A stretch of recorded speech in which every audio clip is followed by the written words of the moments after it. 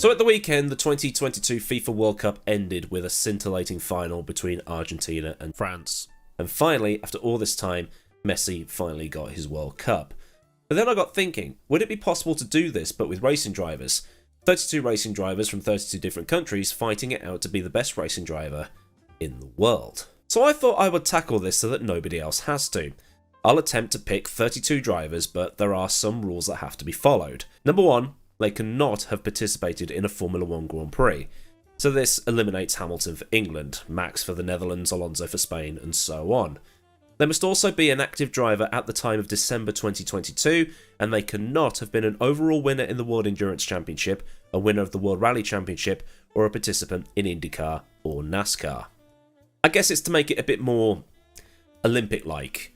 You know how like in football at the Olympics they have to have under 23s to stop Brazil and Germany and Argentina just sending the World Cup squads, or a better analogy is that Olympic men's basketball team of 1992 with Michael Jordan and all the rest of them.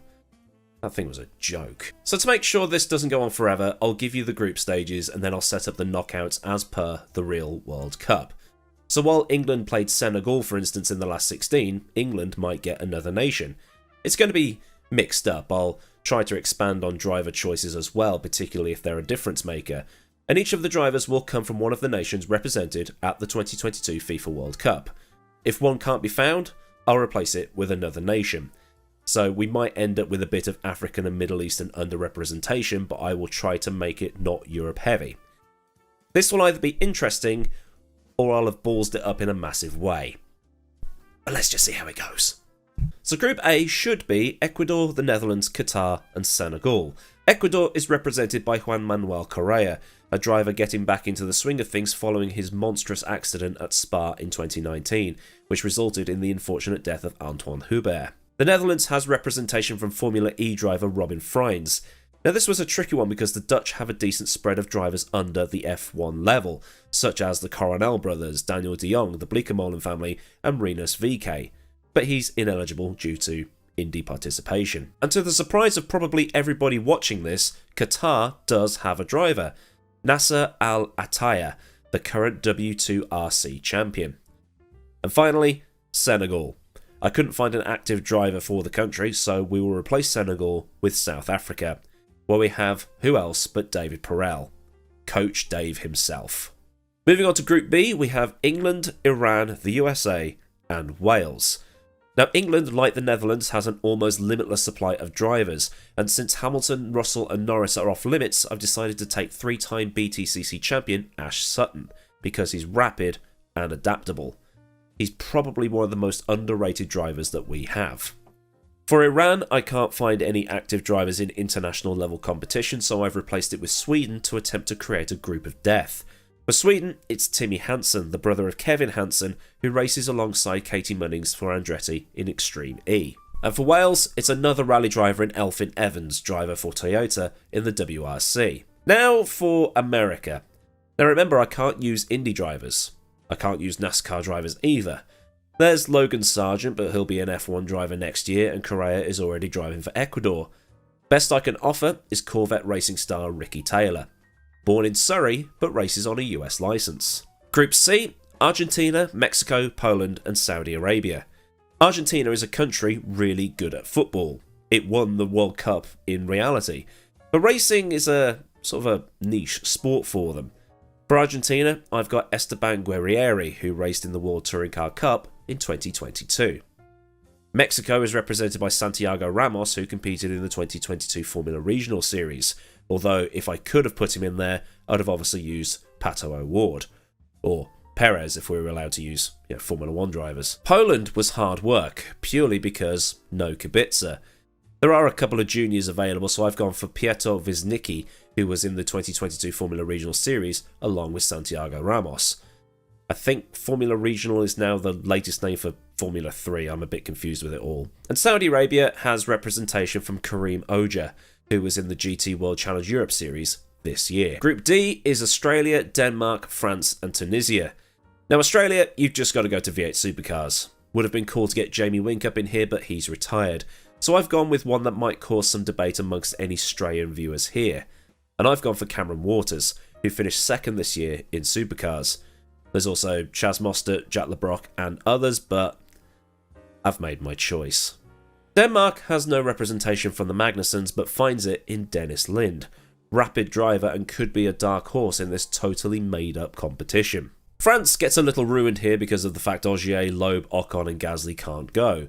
I struggled here, but in doing this I might have picked the oldest man in this tournament, Romain Dumas. There's also Olivier Pla, Tristan Vautier, Matteo Vazivière and a few others, but I think Dumas is a well-rounded driver, having driven in V8 supercars and other series. I also couldn't find any Tunisian racing drivers, so I've replaced the country's entry with a Turkish one, Ayhansen Güven, I hope I've pronounced that correctly, who raced in GT World Challenge this year. Group E, Costa Rica, Germany, Japan and Spain. Now Costa Rica, not exactly a motorsport nation, so I've had to do a replacement on this and changed it to Scotland. There's two standout drivers here, Gordon Shedden and Rory Butcher, and I'm going to go for Butcher. They're actually brothers-in-law, those two. They should make a bigger deal of that on the BTCC coverage. Stop mentioning it, we know! On to the Germans. No Vettel, no Mick, no Hulk. There's a decent chunk of drivers from Germany to be fair, and I want to pick someone who's going to be good and not bias this because, well, the English don't particularly like the Germans when it comes to sports, and the Germans had a bad time as it was in the real World Cup. Lol. There's a few absolute units in GT racing, thankfully, and I've picked Maro Engel for this. Now for Japan. No Yuki and none of the Japanese drivers in the Toyota hypercars. But there is a Japanese driver in the WRC who finished 5th overall this year, and that is Takamoto Katsuta. Okay, my knowledge of Japanese drivers isn't exactly great. And then Spain. No Nando, no Sainz, but we do say C to Danny Huncadella. In Group F, it's Belgium, Canada, Croatia and Morocco. Now Belgium has some decent drivers. Now, Belgium does have some decent drivers. You do have a few to pick from. There's Thierry Neuville, but there's also Lawrence Vantor. I'm going for Neuville. Canada also has a few drivers to pick from, and thankfully the one I'm thinking of is still active. 2012 DTM champion, Bruno Spengler. Croatia, this one's a bit tricky, but thankfully there is one. Martin Kodric, the 25-year-old who was in Italian GT this year. Morocco, the surprise package of the Football World Cup, does have a driver, Michael Ben Yahia. Hang on, is this just the Pro Grid from the All-Star Battle? I recognise half of these names, but Michael did race for Jensen Team Rocket in British GT last year as well. Group G, 2 to go before we get to the actual action. Brazil, Cameroon, Serbia and Switzerland. Brazil is still without a full-time driver on the Formula 1 grid since Massa retired, which is hard to believe really. Pietro Fittipaldi raced for Haas, and there's also his brother Enzo as well. But for this, I'm going to send Augusto Farfus, DTM racer and GT driver. Pretty good and underrated, I think. Cameroon has no drivers, so welcome Ireland to the proceedings and Charlie Eastwood, who will represent the Emerald Isle here. Won Le Mans GTLM with Aston Martin in 2020 and is a pretty decent GT3 racer as well. Serbia has a driver I had to comb the depths of Wikipedia to find, and that is Dusan Borkovic. Switzerland has a decent amount of drivers to pick from too, considering they hate cars, and I've gone with Nico Muller here because his stats look half decent, and because Neil Yarni is ineligible, as well as Sebastian Buemi.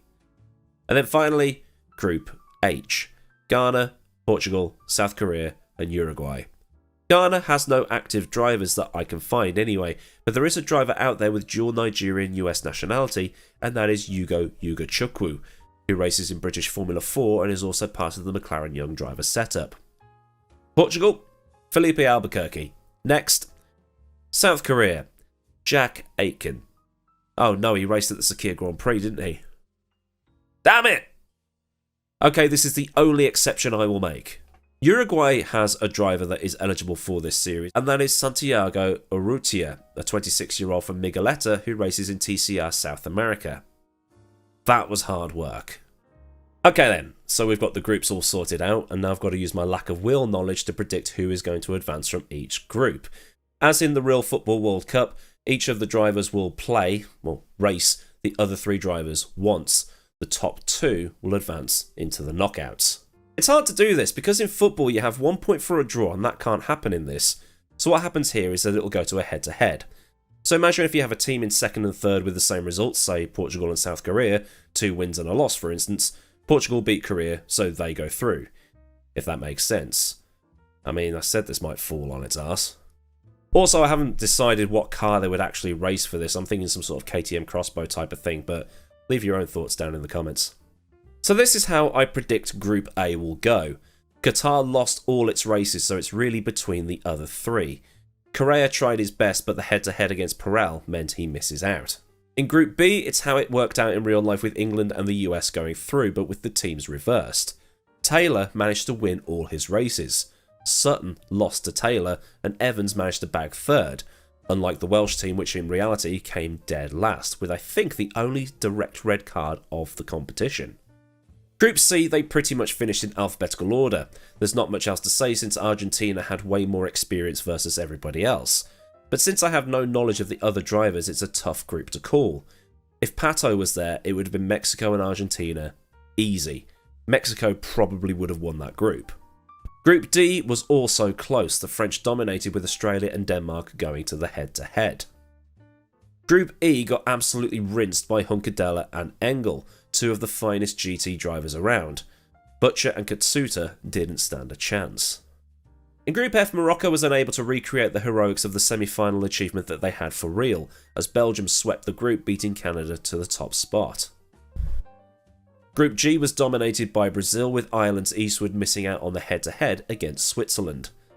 And finally, Group H won by Portugal in a tight fight with Korea and Aitken, while Nigeria and Uruguay head home early. So moving on into the knockouts, we have this as a last 16.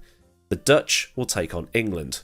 South Africa face the USA, Argentina are against Denmark, Mexico and France, Germany will meet the Belgians, Canada enter the last 16 against Spain, Brazil will go against South Korea, and Portugal faces Switzerland. And this is a great little site I found to do all the hard work for me, so you can see the fixtures on your screen, and then I'm just going to fill in the rest of it to save time and see what we end up with. So starting with the quarterfinals, Sutton managed to somehow beat Dumas, probably drawing on his touring car experience, while Engel beat out Aitken by the narrowest of margins in their race. In the Iberian battle, it was Hunkadella that managed to win that, while Dennis Lin knocked out Taylor. England couldn't continue the form into the semis, losing to Engel, while Hunkadella beat Lind, leaving us with the Spain versus Germany final. If this was football, it would be a great final, and in this case, Engel beat Hunkadella to be the first winner of the Motorsport World Cup trophy that doesn't exist and probably never will.